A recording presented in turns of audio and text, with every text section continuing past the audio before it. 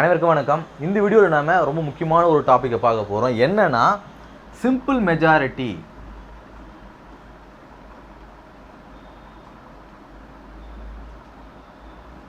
versus special majority.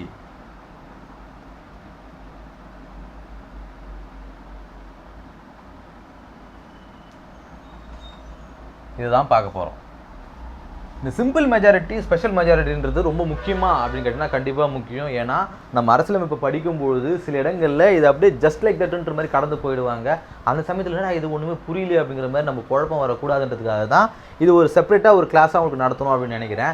Simple மெஜாரிட்டினா என்ன, special மெஜாரிட்டினா என்ன அப்படிங்கிறத நம்ம தெரிஞ்சுக்கணும். ஏன்னா ஒரு சின்ன வேர்டில் the amendment can passed with simple majority, the bill can passed with special majority அப்படின்னு சொல்லுவாங்க.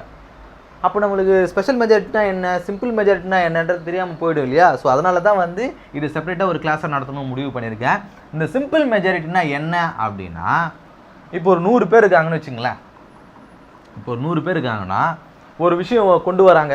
அதாவது இப்போ தமிழ்நாட்டுக்கு நீட்டு தேவையில்லை, அதுக்கு யாரெல்லாம் ஓட் பண்ணுறீங்க அப்படின்னு கையை தூக்குங்க அப்படின்னு சொன்னால், நம்ம உதாரணத்துக்கு ஒரு பாராளுமன்றத்தை எடுத்துக்குவோமே. பாராளுமன்றத்தில் ஒரு 100 பேர் இருக்காங்கன்னு வச்சுக்குவோம். நம்ம ஒரு எளிமையான நம்ம புரிஞ்சுக்கிறதுக்காக நான் 100 பேர் அப்படின்னு சொல்கிறேன். பாராளுமன்றத்தில் ஒரு 100 எம்பிங்க இருக்காங்க. சரிவா?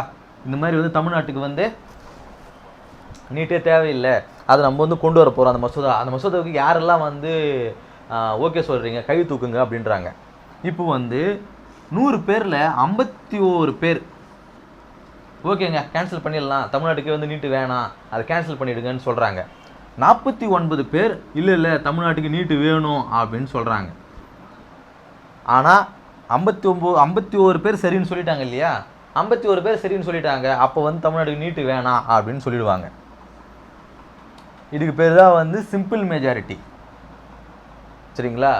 மோர் தென் 50%, 50க்கு மேலே. இதில் பாதி என்ன, எந்த விஷயம் கொடுத்தாலும், எத்தனை பேர் இருந்தாலும், 100 இருந்தாலும், 150 இருந்தாலும், 200 இருந்தாலும், 90 இருந்தாலும், 10 இருந்தாலும், இதில் பாதிக்கு மேலே எவ்வளோனா இருக்கலாம். 51 இருக்கலாம், 60 இருக்கலாம், 70 இருக்கலாம், 71 இருக்கலாம், 80 இருக்கலாம், 90 இருக்கலாம், 100 இருக்கலாம்.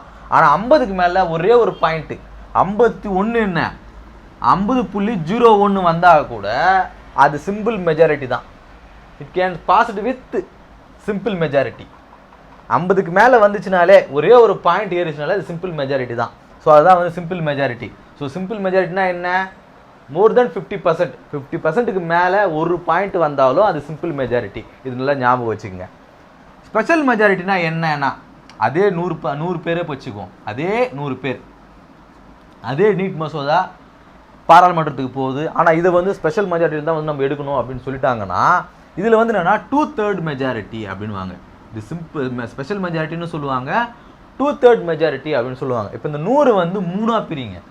மூணாக பிரித்தா என்ன வருது, 33, 33, 33. மீது 1 வரும். அதை நம்ம விட்டுக்க வேணாம், கன்ஃபியூஸ் ஆக வேணாம். நம்ம 33 வச்சுக்குவோம். சரியா? இந்த 2/3 மெத்தட், இது கொடுக்குற அந்த வேல்யூவை 3 முதல்ல பிரிக்கணும். அங்கே இருக்குது இல்லையா, 2/3 பிரித்தா முதல்ல 3 பிரிக்கணும். அதில் 2 எவ்வளோன்னு பார்க்கணும். இந்த 33 இந்த 33 ஜாயின் பண்ணால் 66. அவ்வளோதாங்க. இந்த 66க்கு மேலே ஒரு பாயிண்ட் வந்தாலும் அதுதான் ஸ்பெஷல் மெஜாரிட்டி.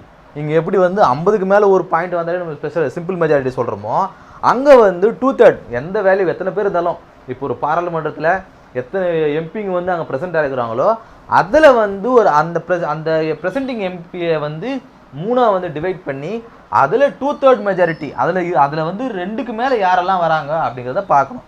ஸோ உங்களுக்கு புரியும் அப்படின்னு நினைக்கிறேன். இப்போ இந்த 66 பேர் வந்துட்டாங்க அப்படின்னா அது ஸ்பெஷல் மெஜாரிட்டி. இதுதான் சிம்பிள் மெஜாரிட்டிக்கும் ஸ்பெஷல் மெஜாரிட்டிக்கும் இருக்கிற ஒரு வித்தியாசம். ஸோ சிம்பிள் மெஜாரிட்டினா என்ன, எத்தனை பேர் இருக்கிறாங்களோ அதில் மோர் தென் 50%, 50%க்கு மேலே அதை பாதியாக பிரிக்கிறோம். எத்தனை பேர் இருக்கிறாங்களோ அதை பாதியாக பிரிக்கிறோம். அந்த பாதிக்கு மேலே யார் வந்தாலும், ஒரு பாயிண்ட் வந்தாலும் அந்த பில்லு பாஸ் ஆகும், அந்த அமெண்ட்மெண்ட் பாஸ் ஆகும். அது சிம்பிள் மெஜாரிட்டின்னு சொல்கிறோம். ஸ்பெஷல் மெஜாரிட்டினா என்ன அப்படின்னா, 100, அந்த 100 2/3 மெஜாரிட்டி அப்படின்னு சொல்லுவாங்க. கொடுத்த அந்த எம்எல்ஏக்கு ப்ரெசென்ட் ஆகிருக்காங்க இல்லையா அந்த பாராளுமன்றத்தில், அதில் ப்ரெசென்ட் ஆகிக்கிற அந்த எம்எல்ஏக்களை 3 டிவைட் பண்ணுறோம், 3 பிரிக்கிறோம். அதை 2 பார்ட்டை ஜாயின் பண்ணி அதுக்கு மேலே ஒரு பாயிண்ட் வந்தாலும் அது 2/3 மெஜாரிட்டி அப்படின்னு சொல்லுவாங்க. இந்த 66 இந்த 66க்கு மேலே வந்துடுச்சுனாலே அதை வந்து 2/3 மெஜாரிட்டி அப்படின்னு சொல்லுவாங்க. சரி, இந்த சிம்பிள் மெஜாரிட்டி ஸ்பெஷல் மெஜாரிட்டி எங்கெல்லாம் வந்து அப்ளிகபிள் ஆகும் அப்படின்னா, இந்த சிம்பிள் மெஜாரிட்டி அப்படிங்கிறது வந்து எலெக்ஷன் நம்ம நடத்துவோம் இல்லையா, பப்ளிக் எலெக்ஷன், எம்எல்ஏ எலெக்ஷன் நடத்துவோம், உள்ளாட்சி எலெக்ஷன் நடத்துவோம், எம்பி எலெக்ஷன் நடத்துவோம். இதுக்கு எல்லாத்துக்குமே வந்து இந்த சிம்பிள் மெஜாரிட்டியே போதுமானது. கரெக்டாக நீங்கள் பார்த்துருப்பீங்க, எத்தனை தொகுதி இருக்குது, 234 தொகுதி, 234 தொகுதியில் இவ்வளோ பேர் வந்துட்டாங்க அப்படின்னு சொல்லியிருப்பாங்க. 545 தொகுதி, இந்த தொகுதியில் வந்து இத்தனை பேர் வந்துட்டாங்க. அதுக்கு மேலே வந்துச்சுனாலே நம்ம வந்து சிம்பிள் மெஜாரிட்டி அது வந்துடுவோம். ஓட்டிங் கூட அந்த மாதிரி தான் நடக்கும். அதில் வந்து சிம்பிள் மெஜாரிட்டியில் வந்துடுவோம். இந்த ஸ்பெஷல் மெஜாரிட்டி அப்படிங்கிறது அதிகமாக வந்து பாராளுமன்றத்தில் தான் வந்து நடக்கும். பாராளுமன்றத்தில் ஒரு அமெண்ட்மெண்ட் கொண்டு வராங்களோ, ஒரு பில்லு கொண்டு வராங்களோ, அங்கெல்லாம் வந்து இந்த ஸ்பெஷல் மெஜாரிட்டி தான் வந்து நடக்கும். அதனால தான் நமக்கு வந்து இது பரிச்சயம் இல்லாத ஒரு விஷயமா நமக்கு தெரியுது.